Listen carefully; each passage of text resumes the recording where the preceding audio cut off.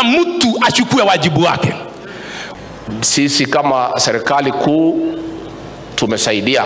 Governor walikuja na MP, tukaongea na rais na tukatoa zaidi ya shilingi milioni 7 ya kusaidia hao familia kwenda kupumzisha wapenzi wao.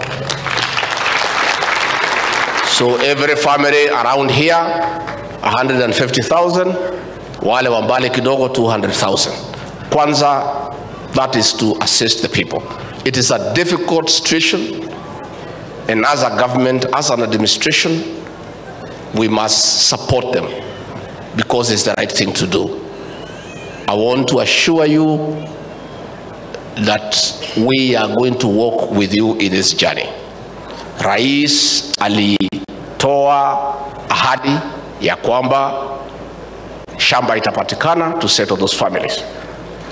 Na tumeongea na huyu PS wetu wa housing, tumekubaliana Department of Housing itatoa 300 million ya kuanza kujenga manyumba kwa hiyo shamba.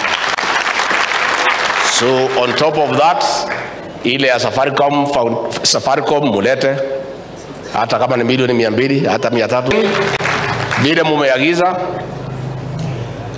ya kwamba wanajeshi wale wako hapa na NYS and their equipment wasiondoke, na tumekubaliana with the brigadier in charge wataendelea kukaa hapa wafugue hizo mabarabara zote na kuhakikisha bridges na kila kitu mpaka siku rais mwenyewe atawaambia waondoke kwa sababu ndiye aliwalete.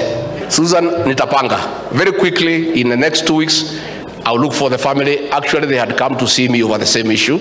So wacha ni watafute nikutafute, tuketi chini, tutakubaliana.